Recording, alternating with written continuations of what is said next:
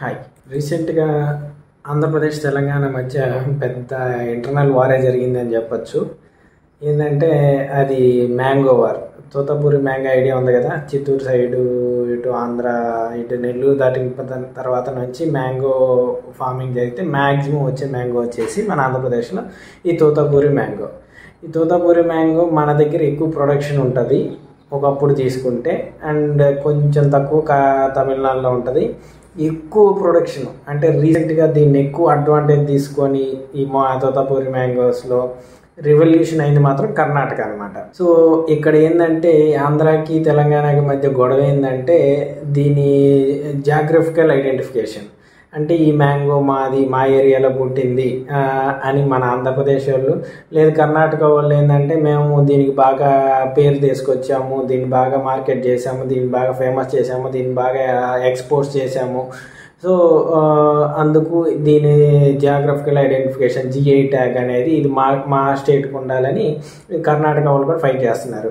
So ఈ GI geographical identification tag అంటే ఏంటంటే లైక్ ఇప్పుడు మన తిరుపతి లడ్డు ఉంది కదండి, వెంకటేశ్వర స్వామి లడ్డు. సో దానికి కూడా జిఐ ట్యాగ్ అని ఉంది.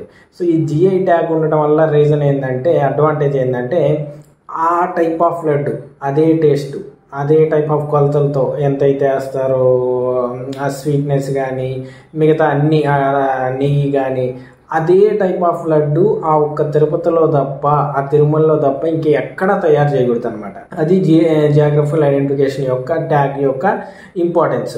సో సేమ్ టేస్ట్ అలాంటి టైప్ ఆఫ్ లడ్డు ఎక్కడ చేసినా అది క్రైమ్. సో ఎక్కడ మార్కెటింగ్ చేసుకోకూడదు, ఎవరన్నా చేయాలన్నా కానీ ఇక్కడ తిరుపతి వాళ్ళ ఒక పర్మిషన్ తీసుకోవాలి.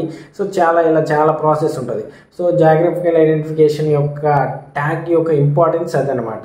సో జనరల్గా మనం ఈ తోతాపూరి మ్యాంగో తీసుకుంటే రీసెంట్గా ఓల్డెన్ డేస్గా దీన్ని ఎక్కడ చెప్తున్నారంటే దీని పుట్టింది మాత్రం ఇటు ఆంధ్రప్రదేశ్ కానీ తమిళనాడు కానీ అని అంటున్నారు. బట్ బాగా గ్రోత్ అయింది ఒక ఇండస్ట్రీ పరంగా, బాగా ఎకనామిక్ పరంగా బాగా ఇంప్లిమెంట్ చేసింది మాత్రం కర్ణాటకనే. సో మనం ఏంటంటే కర్ణాటక చేసుకున్నంత డెవలప్ మనం ఈ తోతాపూరి మ్యాంగోస్లో చేసుకోలేకపోయాం అనమాట. బట్ దీని ఆరిజిన్స్ మాత్రం మన ఆంధ్రాలోనే ఉన్నాయి, Andhra and related to Tamil Nadu. So మనం దీనికి జిఐ ట్యాగ్ కోసం మనం ట్రై చేస్తున్నాం.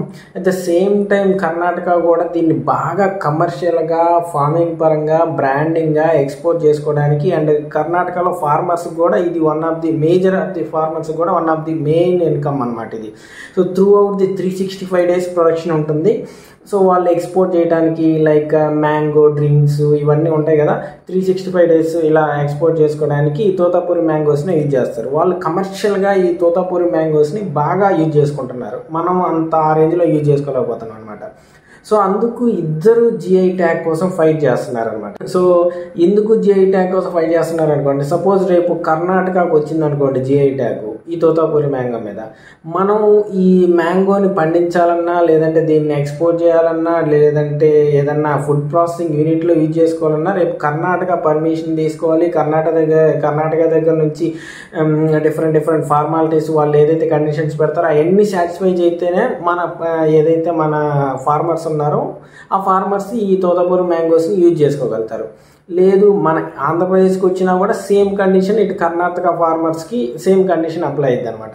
అందుకు ఇద్దరు దీనికోసం బాగా ఫైట్ చేస్తూ ఉన్నారు, మాకు కావాలి మాది జిఐ ట్యాగ్ అని.